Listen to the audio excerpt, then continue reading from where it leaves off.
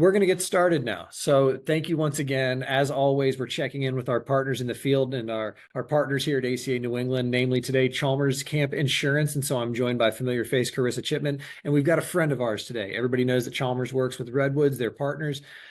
And so we've got Katie, and you've seen Katie before with us, either at one of the many conferences or galas or out and about visiting, touring your camps. And so I'm super grateful to hear from them for the specific reason that I've been out and about. And if you've seen the blog piece or if you've seen any of our social media, we in the office, we get out and about. It's one of the best perks of working here, other than the drinkware. And so when we see camps, oh gosh, we're often looking at them and interacting with them through a camp professional lens or an association lens, which is why it's so overwhelmingly important to have trusted partners like Chalmers and Redwoods, because when you need something looked at through a frame, you're not necessarily, I'm not gonna say qualified, but we're camp professionals. We're not insurance. We're not, risk assessors and stuff like that. So you need to hear from your friends. And so some of the stuff that we're going to hear in our check-in today, they do come from the claims world. So it might be a little triggering for some folks to hear, understandably so. Just know that that's the conversation. It's not all that, because just like not all insurance is doom and gloom. Not all the stories are doom and gloom, but you might hear some things that are a little tough to hear. But that's why we're doing this, because we need to hear them, because we need to be reminded. When I was out in the field seeing camps, I got to say, by and large, things were, they're rolling. They're early in the summer. People are rolling with the punches. I will say the silver lining for me seemed to be that anything that was previously becoming too normal, pandemics and, licensing changes that change every 6 months, the dust has seemed to settle for the most part.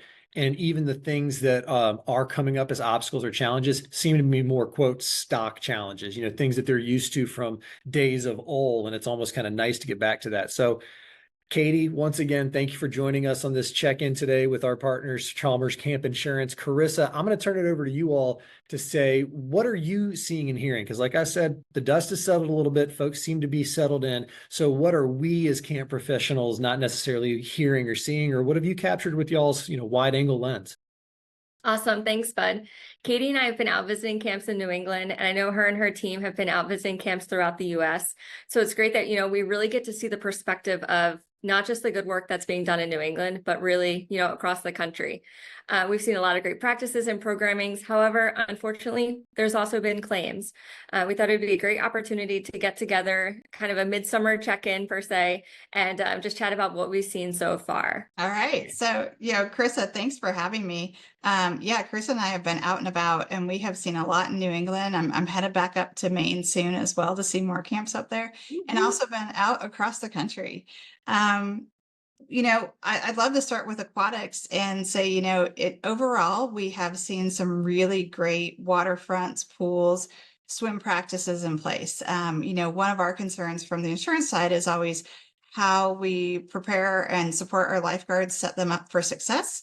And then on the other side of it, how we're setting our swimmers up for success and keeping them safe in the water. So on the lifeguard side of things, one of the things that we consistently push our customers to do and push all camps to do is what we call in-service, and taking time in the middle of summer. So now a lot of people are hitting kind of that midsummer point to get their guards back in the water and give them the chance to kind of refresh their skills. I think Carissa said earlier, it's a little bit about that muscle memory. When lifeguards are trained, they get a lot of training in the beginning of the summer, and then they sit and watch a lot of the times. Rarely do they get back in the water. And so you think about yourself, like the last time you took a CPR course, right?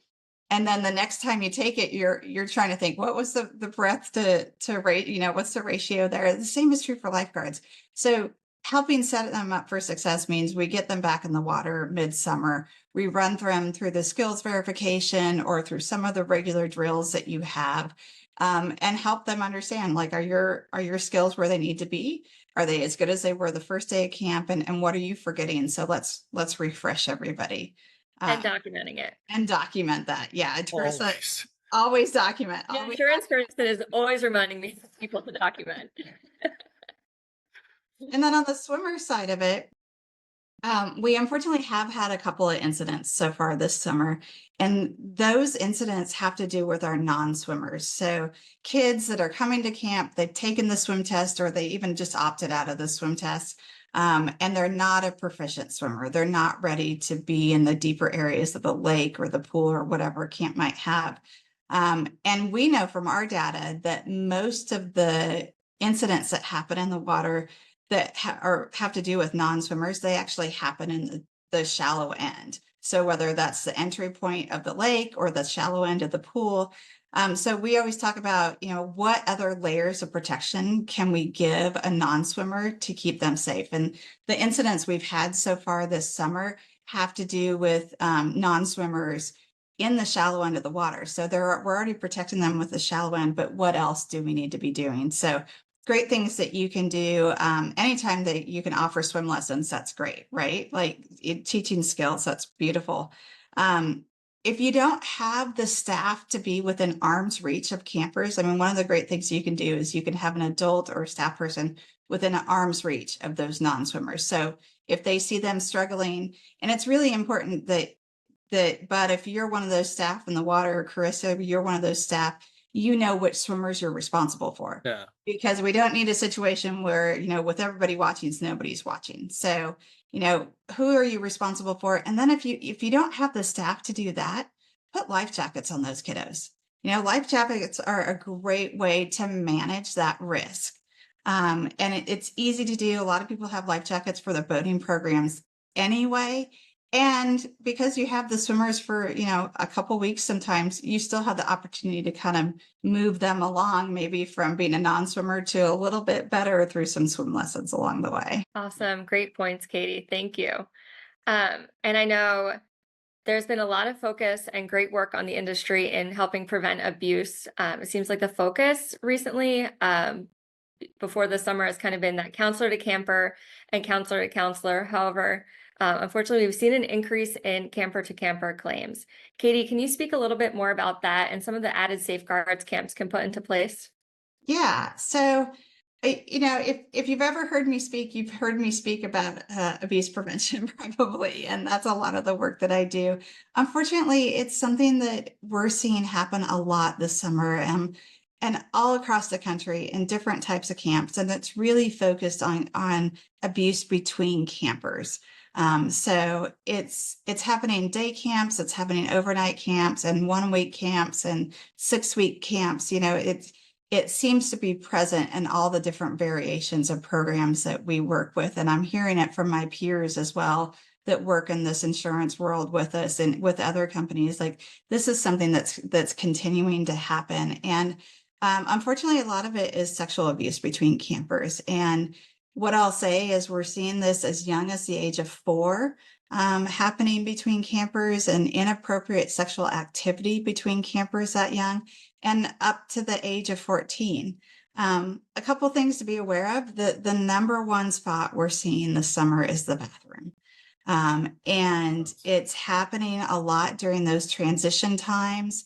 I'm over in arts and crafts, and I've let somebody go over to the bathroom, and Bud, you're over at archery and you've let somebody go to the bathroom. And so now I've only sent one child and you've only sent one child, but now we have 2 kids in there and there's no supervision. So it's a challenge for camp directors, right? Like, there's no perfect way to manage this, but thinking through what are your supervision strategies during some of those different times that you have in camp. It's a hard one. There's no like perfect solution. It could be roaming. It could be directors or leadership staff kind of roaming during those times and just kind of doing a sweep of bathroom areas so that campers know, hey, somebody might pop in here at any point in time. A lot of what we like to talk about is really having upfront conversations with your campers, especially if you've already had yours for a couple weeks this summer. Now is a good time to go back and refresh that conversation about boundaries. Like, what are our boundaries here at camp? Where is it okay to touch somebody? Where is it not okay to touch somebody? And it's okay to have a really upfront, frank conversation, because we're not going to be everywhere all the time. But if we're really helping our campers build really strong boundaries, then hopefully they can get themselves out of that situation sometimes if they find themselves in it. And then again, it's how are we roaming those spaces and keeping an eye on those spaces where we're having some hot spots along the way. It's just like you said with the staff and their training, they need a little reminder. And obviously with, staff, they're adults. for the most part. So you can trust them. It might not have to be as in depth of a reminder, but with those campers too, especially once they've been 2, 3, 4 weeks sometimes away from parents, away from those traditional accountability structures. And like you said, maybe all of a sudden it's 4 or 5 days in a row. They just notice they keep going to the bathroom during archery. They just keep seeing the same person in there. And hey, there's our, like we said at the top, it's not the most fun stuff to think about, but it's necessary to think about because truth be told, these youngsters are coming into camp fully, I'm going to say, ill-equipped in most cases, but equipped with different knowledge and different, experiences than maybe we had 15, 20 years ago when we first established these norms. So whether it's bathroom supervision or, like you said, the consistency of the messaging on why we're here, how we treat people, those kind of reminders. Absolutely. If you don't pay attention, Lord of the Flies can absolutely sink in just drip by drip by drip.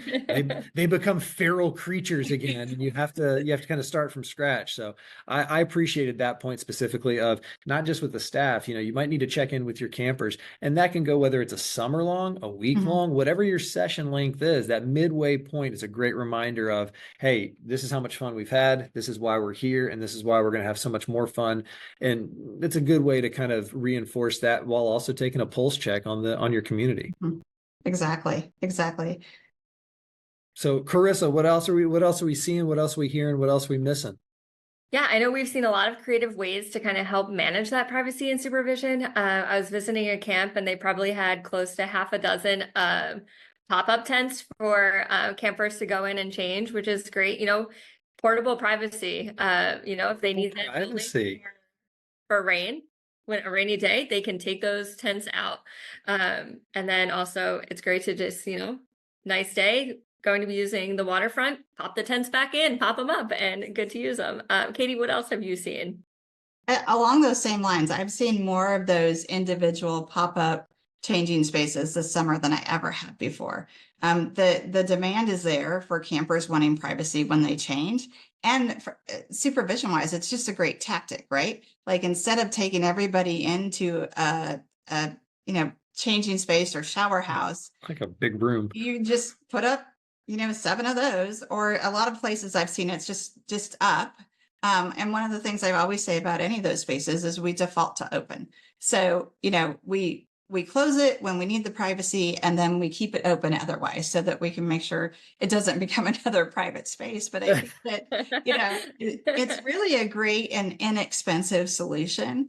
But I've seen a lot of new structures this summer too, just really intentional changing spaces, especially down by waterfronts. I've seen a couple different camps that have built whole new changing spaces they're not the Taj Mahal or anything like that. They're just simple structures to allow some privacy. And that way we're not going all the way back to the bathroom, wherever that is, to change. It's just right there at the waterfront, easy to do, because that's a common place where we know kids want to change their clothes. And for what we're talking about, I'm so happy you brought that up because in a bunch of my tours so far, I've noticed that as well.